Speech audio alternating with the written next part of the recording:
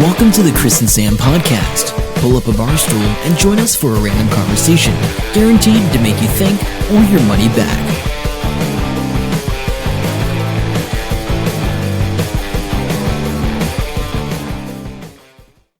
Hey guys, welcome to episode number 40 of the Chris and Sam podcast. My name is Sam, and enthusiastically sitting across from me is Chris Hanlon. And enthusiastically, yes. And he's been hanging out to podcast for a while because it's been about 2 weeks since we actually recorded something. Last week we had a pre-recorded thing that we had with Will from podfellas.com. Go check that out on episode 39 if you haven't already. And because I edited that, obviously it felt like we'd done a podcast, but Chris was very busy showing his age at the, was it the Health and Fitness Expo? Yep, the Auckland Fitness Expo. Oh, Auckland Fitness Expo. I think a message I got from you was everyone here is a poser. So how'd that go? Yeah, pretty much. There was a lot of posers there, definitely. I didn't manage to be one of them because I'm not in a fit state to be a poser. So I did do a video, which I'm sure will somehow find its way onto a link onto the Chris and Sam podcast page. Yep, we'll find that. I think it's only on Facebook though, but yeah, it was a video of me doing the little obstacle course that we had we were promoting Mud Rush event on the 18th of October. Is it mudrush.co.nz? Yes, mudrush.co.nz, 18th of October. So if anybody's around and wants to have a bit of fun, I highly recommend that. So I'll be there. I'll probably be working. I might get a chance to wade through the mud. But will you be motivating people? That just means Chris will be yelling at people. I'll be at the end laughing at them. That's motivation enough. Yeah, you should run along and laugh alongside them. That would be lame. No. It was a good day. There was a good weekend. It was tiring talking to a lot of people. You know. Did a lot of people come up, or did you have to approach them? I'm just trying to think. I grabbed people as they were going past. I'm just trying to think how that would fit in with the other exhibitors and these people that are there, what they'd want to see. Yeah, so the most popular thing were the nutrition sort of stands and stuff. All those powders and other crap. Powders. We had Garmin near us. They weren't that busy, but we were, there's four corners, if you like, had four different activities. Oh, right. And we were near the grapplers. They did New Zealand Grappling Association. So sort of did I guess it was a jiu-jitsu. They had MMA guys. It was a competition that went the whole weekend. Oh, cool. So that was all right. They would have had like a CrossFit area, with all those there was people. a CrossFit in the other corner down one way from us, and then on the other corner there was the, what do you call it? They had a big stage, and they had body sculpting. Yep. Bodybuilders and all that sort of thing. And I think they did a couple of Les Mills type class things or something. I didn't see much of that. But yeah, no, it was a good day. Apparently it was a really fine weekend, which I wouldn't know because I got there before sunrise and left after sunset each day. That's right.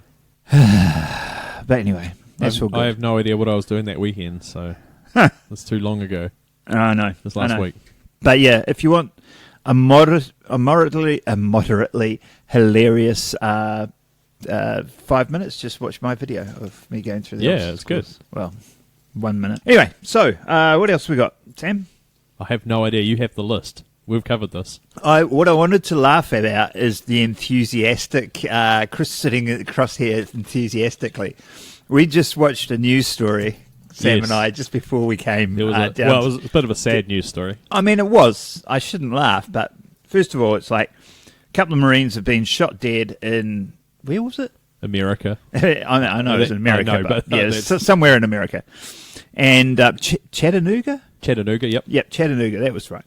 And so they said, the guy that opened fire, Mohammed something or other, we don't know if he was inspired by ISIS, I think was what they... And it just cracked me up. I'm like, wouldn't they be more inspired by frickin' America? Aren't they the guys that have got all the gun nut laws and they got guns everywhere? I mean, isn't that the more likely... He started at one site and drove 7 miles to another site, drove through a fence, and that's where he shot the 4 Marines. Yeah, he shot some Marines and killed them, and I don't want to make light of that. It's a shit thing to do, right? Yeah. But The police chief. But the police chief, he's like, we had multiple units respond. They responded very fast and very enthusiastically. Yeah. And Sam and I just looked at each other and cracked up laughing. Yeah, we responded enthusiastically. We opened fire enthusiastically. And here we are podcasting enthusiastically. Yeah, so there you go. It's the circle of life. It is. It goes on and on and on. So I got a few stories written down here that I thought I'd mention. One just cracked me up. I'm not going to go into detail, but just the headline was amusing. Hunger striker protesting the ACC, which is our Accident Compensation Corporation in New Zealand. It pays out if there's any illness or accidents and sickness. At home or at work. Yeah. So hunger striker protesting the ACC is not funding his weight loss. Yeah. That's really all you can say about that, right?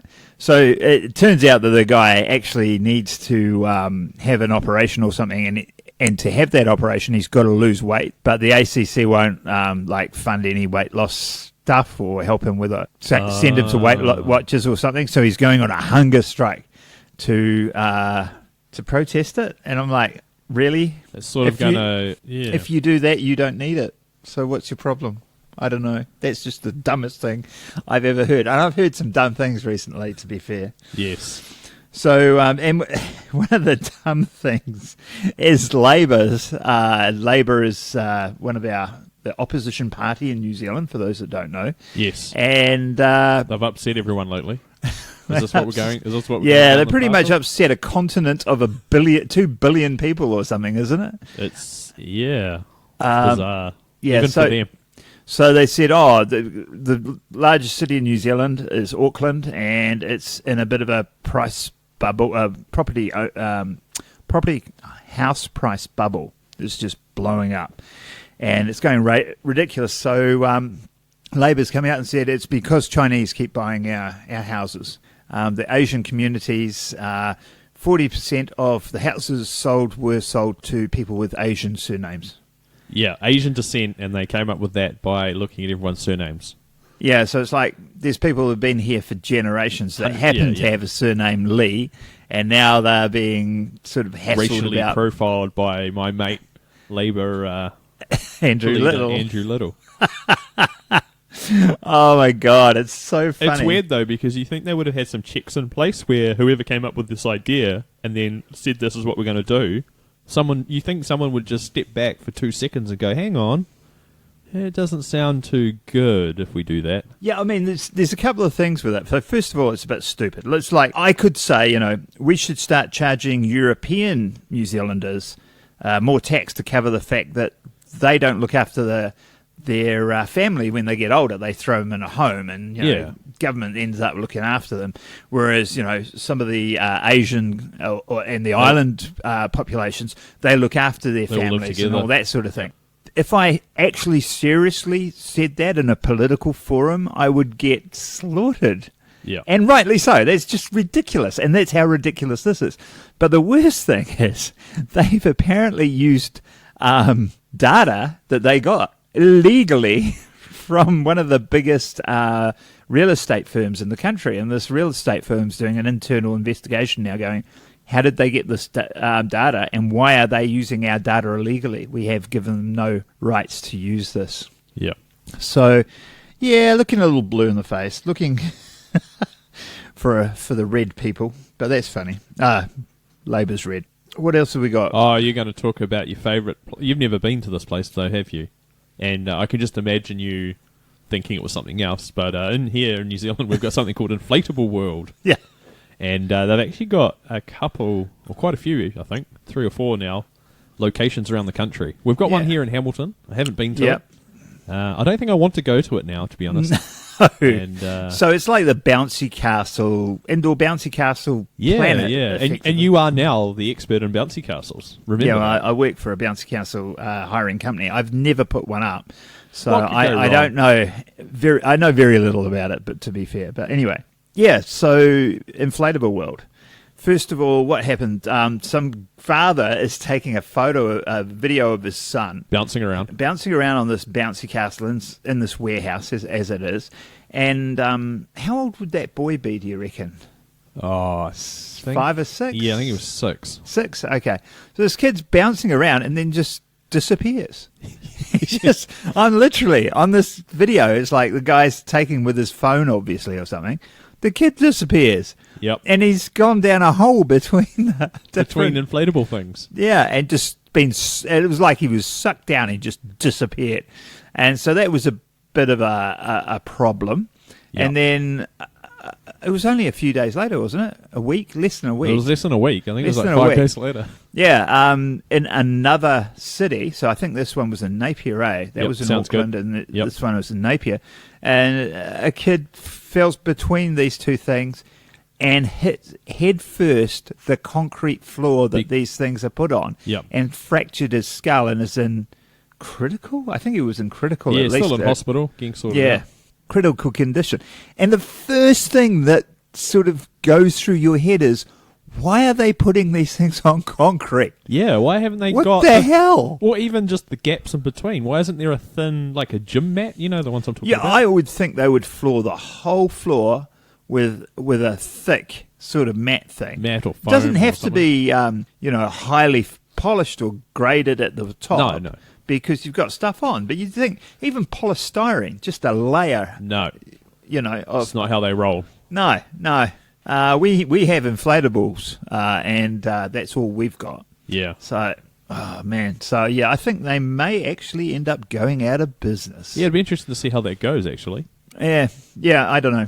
See, in this country, we can't sue people. So Americans are probably listening to this going, wow, that kid's going to be rich. No. It's illegal to sue people for that sort of thing. That's why we have ACC. They'll pay his hospital bills, and if he loses an eye... ACC will pay that, and then our health and safety governing body, which keeps changing their names... WorkSafe New Zealand WorkSafe New Zealand now, they will go in and investigate. And they'll fine them. Actually, I think they said to begin with, they're just going to go in there and have a few words with people and just suggest a few things, and then decide if they're actually going to do a full-blown investigation. Oh, crazy. Funny thing is, if he loses an eye, I think ACC pays you out, what was it, $2,000, I reckon. So our American friends would just be freaking out because like, surely that's good for $10 million. No, $2,000, and that's New Zealand currency. So that's less than $1,000. Yeah. Our dollar's tanking. Our dollar has just totally everything's tanked. costing megabucks now. I was hosting, domain names, everything's costing us megabucks. Yeah, I was just going to buy a really good little wireless lavalier mic. Yeah. $7.99 US. I'm like, yeah, it's from Light in the Box. Yeah. And I'm like, oh, I can't afford it right now. Yeah. Yeah, it's sad. But I still got my Fighter and the Kid T-shirt on the way. Yeah, it's taking you forever. Yeah. That's what happened there. I don't know. When I get it, there will be a photo on the podcast. Old man Chris forgot what his email address was. Oh, yeah, no, I forgot I created 2 accounts with New Zealand Post. And I kept logging in with, obviously, the wrong one going, when's this package going to turn up? And then they emailed me saying it had turned up. I was like, cool. And I went in there, and it's like, it's not there. And I had to ring them. Yeah. And I was using the wrong login. I've just bored, like, all 3 people that are listening to this podcast just then. No, it's a terrible story. No, you probably did that right at the start, not like 12 minutes in. Don't worry about that. I got to laugh too. There's been a big spew here. I don't know if they reckon it's a big deal over in the States, but I haven't heard anything. I've only heard the New Zealand thing. What is it? And it was about the Minion toy, the McDonald's Minion toy. Have you heard about that? I heard the story. Yeah, so woman gets a McDonald's Minion toy, and they talk Minionese. They go, beep, beep, beep, beep, beep, beep. And she goes, it keeps telling it's taught my son to swear. Can I use the swear word? Oh, yeah, you can. Okay, I think it says, she believes it says, fuck off or fuck you, one or the other. Yeah. Right? And I'm like, yeah, really the most litigious country in the world created this and sent it to all their stores to give away to children? No way. No way is that what it says. That is your interpretation on that sound. It says more about that woman or whoever's listening and complaining about it than it does about the creators of that thing. Because McDonald's is the largest toy distributor in the world. Did you know really? Mm. Yep. What by what metric? By the number of stores? Volume of toys, I think. Yeah. Millions and billions and... Oh, wow. They, I'm just trying to find a sound clip, but they don't seem to have it. They've just got people talking about, this is all crap and your minion isn't actually swearing. Someone wrote, they seem to think it says, what the f***. It's quite funny, though, because my daughter actually just picked her up today. She's at my mum and dad's for school holidays. They went to McDonald's and had a Happy Meal, and the minions that you can get here just walk. But when I was carrying her bag to the car, there was this whole bunch of chattering coming from her bag. And I said, what's that? And she goes, oh, that's my other minions. So I didn't see those ones, but they were in the bag talking. So so she's got a few. Got a couple. Yeah, Adam was not, our friend, the director, Adam was not that impressed with the Minion movie. Oh, no, no one's seen it. My daughter hasn't seen it. I haven't seen it. My daughter went and saw Inside Out, though. He loved Inside Out. I got a very detailed review on that because I always ask what the movie's about, so I get a blow-by-blow account on it. Cool. Sounded good. No, it does I think it makes them think. But my little niece, my 4.5-year-old niece, it was too long for her. She got bored and restless. Yeah. Adam says, he loves the Minions and Despicable Me and stuff because they're good in short bursts, like the little clips you see online and stuff. Yeah. But a whole movie. Hour of that is just like too much. Yeah. Actually, I can understand that. And, I've got to give a shout out to Adam because I know he listens to this. Hi, Adam. Well done on the G-rated category at Autor House quiz night last night. So we went to this super cinemaphile quiz night. I knew going there, I'm like, do you really want me to be there because I doubt I'll be answering any questions? I got one question all night, and it was only because it was fill in the blanks, and I guessed the words and I guessed them right. And I have no idea what it was from, who said it, any of that. It just made sense to me if these particular words were in there. Yep. I got that one right. My other great contribution was I bought an answer. That's right, because you can buy an answer. Yeah. And I brought a coin. And when we got to true and false, it was so hard. None of us had a clue. We just used heads and tails to answer all the questions. And we did better than the team next to us who tried to think it through. So I was quite happy with that. And Adam is the man at kids' movies. Oh, man, he knew everything. So who are these people swimming along with Ariel? And who are these three minions? Oh, was it Bob, Kevin, and Stuart? Kevin's the only one I remember. Yeah, Bob, Kevin, and Stuart. All those answers, he just knew them. Yeah. He just knew them all. My brother-in-law would have been good for that because he's got some weird... He seems to, I believe, a photographic memory to do with movies. Nothing else, just movies. Yeah, nothing useful. No. No, not really. So. He would have been better there than me. I think so, at that than me. Talking about... That was a really bad segue, actually. I was just thinking of a segue, but that didn't work. What's your segue now? My segue is, how do I escape from this predicament I've found myself in going like this? And that would be the way El Chapo did. Oh, El Chapo dug himself out, didn't he? Yeah, well, no. I mean, it sounds like he had a frickin' team of engineers. That's what you do when you're was a Mexican drug lord? Yeah, he's a Mexican cartel drug lord. He gets put in a prison in Mexico. Oh, right. The Americans want him to be extradited to America. Because that's where all the drugs are going, right? Because the Americans can afford them. Let's be real. That's basically why. So they want to extradite it to America. The Mexicans wouldn't let him go. They said because, we have to show that we are taking control of the situation and we have him in our most secure facility here in, I guess it was Mexico City. I'm not sure. Yeah, somewhere. And what speculation is that they didn't want the Americans to get hold of him because they didn't want the Americans to interrogate him and find out how deep the corruption is in the government. Yeah. Because these guys have ridiculous amounts of money. And, they do own levels of the government. So anyway, El Chapo is taking it easy in his little cell The day after he gets put in that prison, Oh, the day after? a house is bought. I think it was 1.5 kilometres Yeah. from the prison. Yeah. The day after he got in. And that's where they started the tunnelling. So they have this tunnel go down, this huge tunnel, which is like 6 foot tall. He could walk upright. There's no wow. problem with that. That's pretty cool.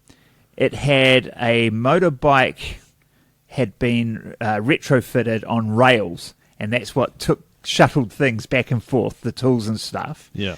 So that when he actually did do the deed, he dropped down. He jumps on this motorbike-powered trolley thing, and it fires him the 1.5 kilometre, because, heaven forbid he has to walk or run or anything. No, you can't have that. To the house, and then they drove out, and then at the park, the kids' park next to the house or near the house, a helicopter comes out of nowhere, and this guy goes running out of the house into the helicopter and takes off, and the neighbour's like, "Whoa, what's that helicopter doing here? Why would there be a helicopter?" The dude's gone. He's gone. I know, I'm just looking at the photos now. Did you see that the bath lifted up? In the house? Yeah, the whole bathtub came up, and then I they haven't went seen that. they went under the bath. I'll post them on the website. Oh, that's awesome, because I know at his end, the hole came up under the shower, so they got a shower stool. Yeah. In the cell or whatever. It might not even be a stall, but it had a drain. Oh, They came up there's through the drain. motorbike on its little rail thing. Oh, I've never seen that. Yeah, I'll share them to you later. Yeah. We have Man. a one-screen Yeah, scenario going on technology is here. not our friend at the moment. Actually, technology is not my friend because I'm having issues with websites at the moment. Let's plug your fantastic new website. Well, it's shall not we? new. I've had it for a long time. No, but I mean, it's the new upgrade. Yeah, so 8 years ago, I was driving along. Literally, this is what happened. And I'm with my partner at the time. And I don't know what we were talking about. And she said something. And my sister's really into op shops. And I said, oh, it'd be really good if there was a website that listed all the op shops in New Zealand. And then I got home and I Googled and there was nothing. So I built this website that, lists all the op shops in New Zealand. And I, probably for the last 5 years, I haven't really done anything with it. I've been focusing on Giant Pumpkins, podcasting, and, I don't know, Twitter Secret Santa when I was doing that, and, just being awesome in general. yeah. No argument here. And but at the moment, it got really popular, and it still is, and I get 12 to 14,000 people a month looking at this website, checking it out in all its crappy glory.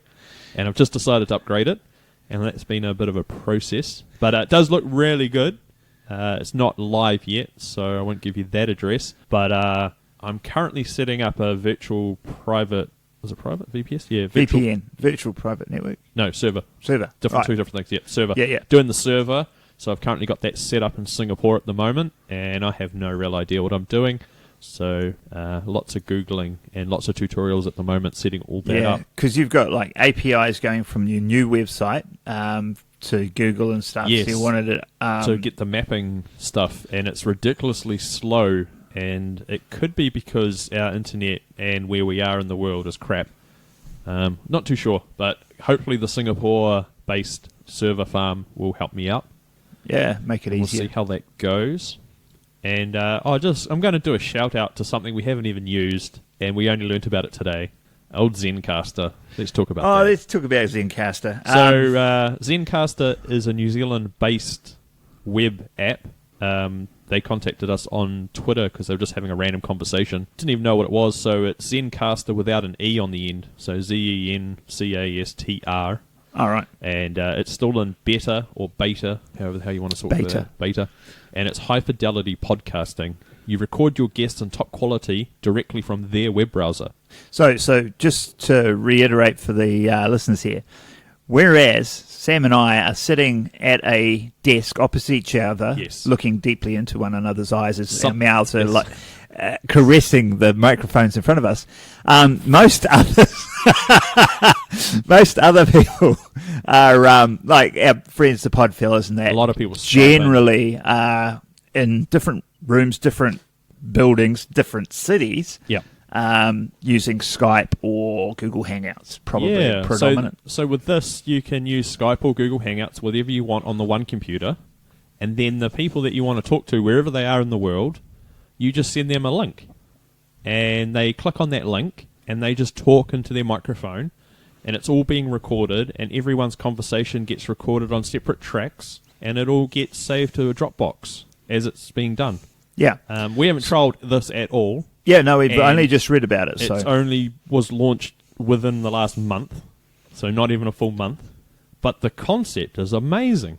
it sounds really, really good. And Zencastr, I don't know if you've heard of WebJam. Check those boys out and maybe have a flick a message off to Mike, because I know they have money anyway, because I think they'd want to buy your company. I think if you can get that going. I mean, yeah, we're looking forward to trialing it. Yeah, no, I think we'll give it a go. We haven't done a lot of this. What do you call it? Remote No, we haven't interviewing. had to. But we have to do some. We've got a sponsor for one of the other podcasts that we want to get on, and he's in New York or London or all both. over the place. And some people that we need to interview for the New Zealand Filmmakers Podcast.com. Yeah, that we have trouble getting down to Wellington and Christchurch and stuff. Only at the moment, because no one's sponsoring us to fly around the country, but that will change. It will. It will. It won't change for the Chris and Sam podcast, but it will for the filmmakers. Yeah, if you want to fly the Chris and Sam podcast around the country, just get hold of us via the contact page at thechrisandsampodcast.com. Send us a bunch of money, and we'll go wherever you want us to. I could just see 4 kit set drones turning up in a seatbelt.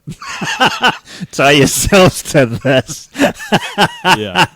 Actually, you know what? I'm amazed. You know how there was that guy the other day that tied all those balloons to himself and got in trouble because he floated away in his lawn chair and he had no method of control? Yeah. I'm amazed someone hasn't tried hooking themselves up to like 4 big ass drones. Yeah, I flying know. around and having them fly like in sync.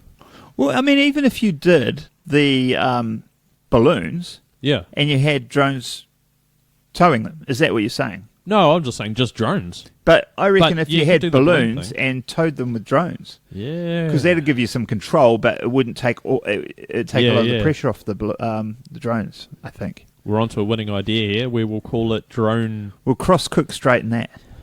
Oh yeah, because throw all those other ideas out the window.